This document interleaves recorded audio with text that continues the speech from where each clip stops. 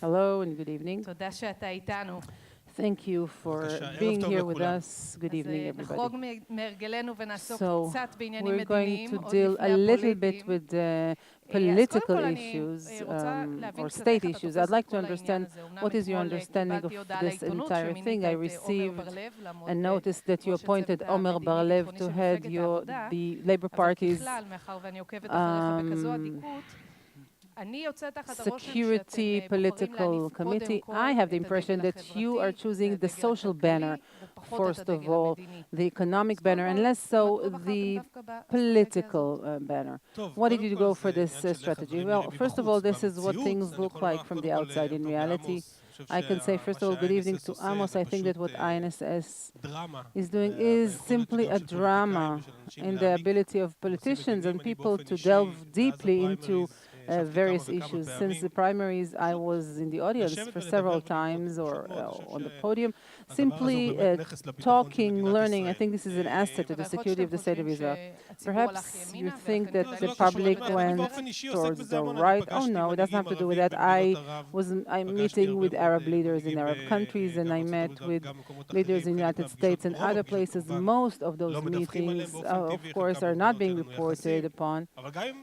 But even if it's the King of Jordan, Palestinians and others, out of understanding that this issue is very important. The Labour Party, we are continuing the road of Ben Gurion. He said security, get along with your neighbors, and just economy to all. So, because when Livni was let go of the party, closing the door behind her, she thought that you need to deal more with these issues. At least she thought that this was not in the core of things. This is one of the criticisms that I was very happy to hear, that I care about cost of living, I care about people's lives. I think that one of the problems or one of the threats, most meaningful ones, on Zionism in 2019 is young people losing hope. I think it's worse than anything else around us because we have a great defense system that knows how to deal with threats. But we don't have a system that knows how to deal with young people losing hope, finding themselves in Berlin or other places, and through time, this might turn into a real Zionist problem. When you look at the world of politics, which looks the most burning front, I think that no matter how you turn it, the most important one is the Palestinian front. After all, we don't live with the Syrians, but we do live with the Palestinians. They live amongst us, and we live amongst them. 2.5 in Judea and Samaria, 2 million in Gaza, and ultimately this is what we need to do. Out of a pure Israeli interest, we must separate from the Palestinians in an arrangement together with other Arab countries for many, many considerations, also because Arab countries can give and receive as part of this arrangement. We hear you talk a lot about the fact that you're not going to sit with the prime minister who has an indictment. We're not going to join the Netanyahu government. You say that you won't join any government if you're not the leader that is not going to renew negotiations without preliminary conditions. We are not hearing you shouting this. I'm talking a lot about political arrangements. 2 weeks ago, we had a very big conference about the interregional area. This was 300 people. It was led by Enrique Zimmerman. And I'm saying once again, it's a matter of negotiation over fundamental lines. Of course, in a government that we will build or will be part of, we will insist on this as well. So there's no chance we'll see you heading towards surprising directions. Maybe there are brothers who will join our views. It's okay. If you are elected and you find that it's not so easy, that there is no partner on the other side as you thought, I'll be very happy to understand how do you see the layout in not investing in those isolated settlements, creating an infrastructure, at least on a declarative front. When I talk about separating, I talk about doing it under the view that says 2 states for 2 people, our state and the demilitarized Palestinian state alongside ours, until we reach there. Until we reach that point, our obligation is to do everything in order not to create in the ground things that might prevent the solution, because that's the way to go. And as an elect prime minister, I will start by a complete halt of building out of the clusters. There's no point in building there.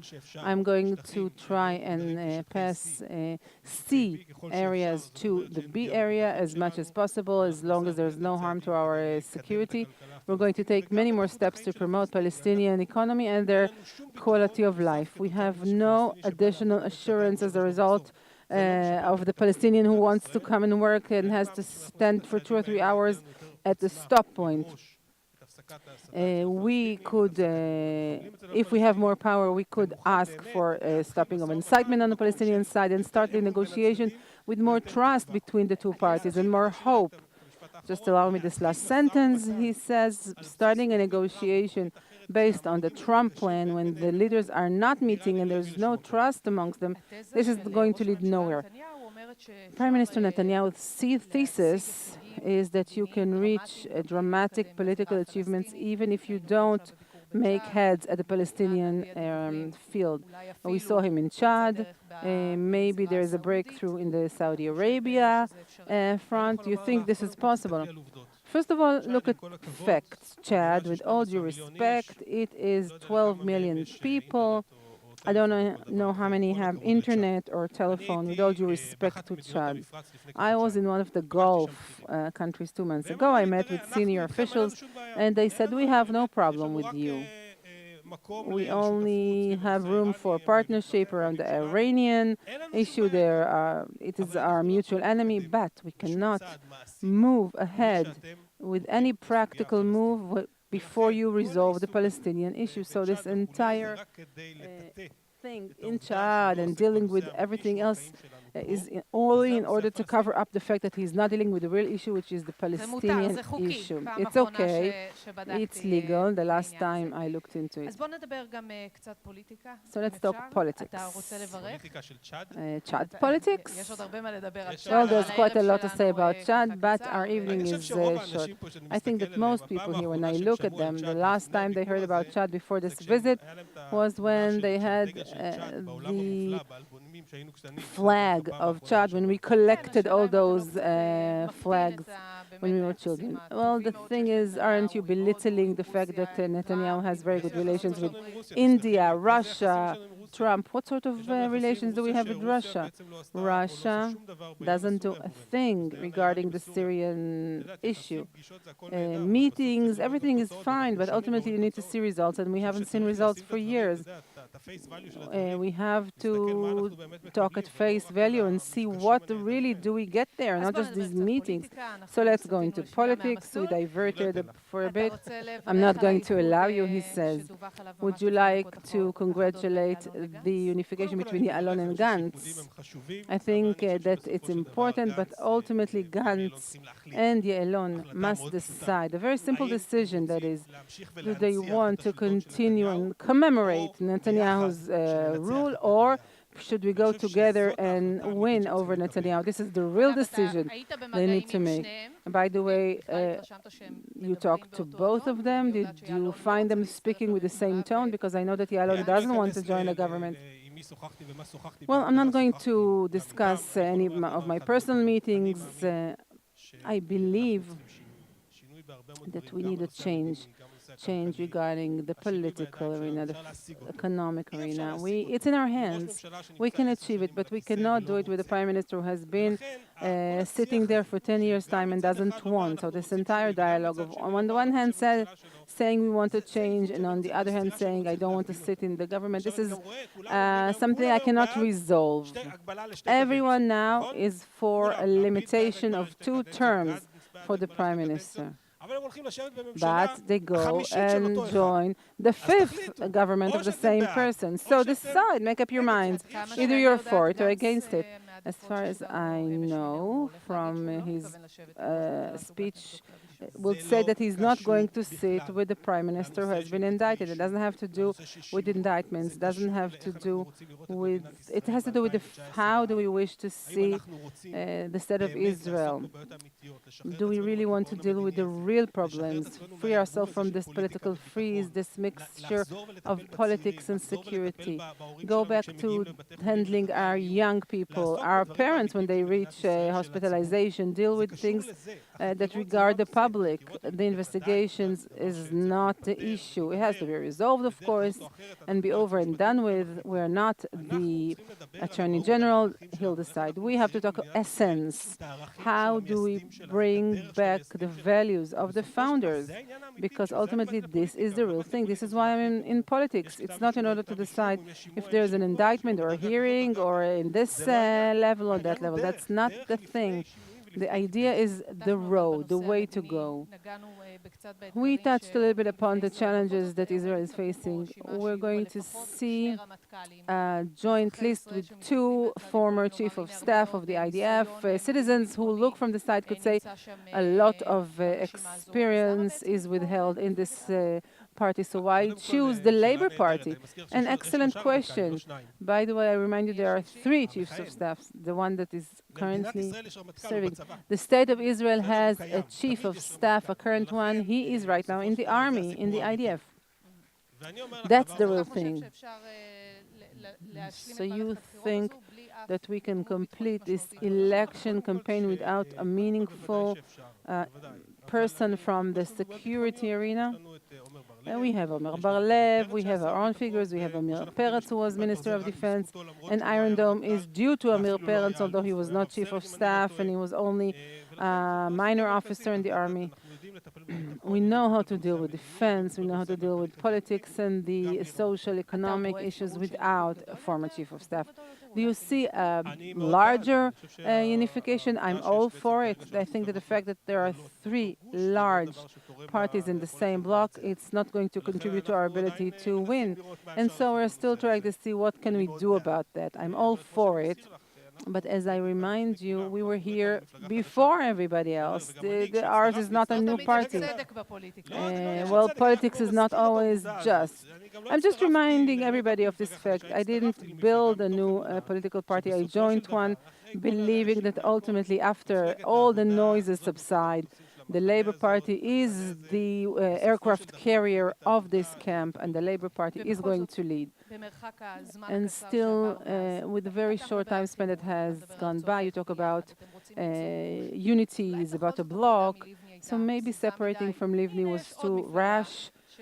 Now you have another party, and she was here yesterday. She talked about these issues, and ultimately you created another split. I wish her the best of luck. This is long gone, and I suggest we deal with the real life ahead. A real life. Let's talk about the real things. It happened. It's over. Well, maybe this decision was made out of anger. Oh, no, no, no. I don't accept this explanation. No rash decisions, no anger or being humiliated or anything. This was a very level decision. I explained it with quite a long speech that explained it all. And I think that if you really want to understand why, etc., you can read it or listen to it. Everything was very clear. Partnership is partnership, ultimately, and if there's no partnership, there's no point in continuing. How do you look at this Festigans? It's the festival of Gantz. Everything is this, everything that he writes and he posts by Gantz, everybody goes wild. It looks like this camp is waiting for a messiah, for a leader. How do you look at this phenomenon? Can I pass some criticism here? Oh, sure, I'm going to cut it out in editing. Well, we have at least 200 people who can listen to it right now. I think that one of the things that I would improve in Israeli media is if we really deal with the real lives of people. And I'll give you an example. In the last year, I visited 20 hospitals because I understand the magnitude of the problem at the emergency rooms. I was there with Itzik Shmuli, Lea Fadida, Michal Biran, and Omer Barlev, and we prepared a very serious problem regarding the ERs in Israeli hospitals. This is what I want to talk about, but the media keeps dealing with these festivals, the renewing festivals. Believe you me that when I speak to people, I speak to the public about the issue of health, they're more attentive than any other topic because that's the experience of people. So 30% of people would go to Netanyahu because of the amazing treatment in the hospital. They vote for all sorts of reasons, identity, security, a habit. But ultimately, I think that one of the things we need to deal with and go back to dealing with is the real lives of people. And look at people, measure them according to the real plans. What is each and every one going to do? How are they going to resolve the problems of the health system? How will we lower cost of living? What will other people do? I think that if we deal with that, then the quality of choice for citizens will improve, and this is important. By the way, what kind of minister would you like to be? The prime minister. If not, then the prime minister, he says. These are the choices. Time is short, but I'm intrigued because this is something that brought upon all sorts of mixed reactions. I guess you saw the highly militarist video clips of Gantz regarding Gaza. What did you think about that? Well, that's an election campaign, and people publish all sorts of video clips. Is this an exaggerated militaristic use? I'm not reacting. They're putting out theirs, we'll do ours. It's his right to present his own agenda. Because people thought that the leader of a camp doesn't need to use images from this kind of a world. Well, let's see what happens at the elections. We are the last to determine the facts. Avi Gabbay, thank you very much, the chairperson of the Labour Party, and I'm recommending the book that you wrote. It's very impressive. I just finished reading it. It's fascinating. Thank you. Thank you very much.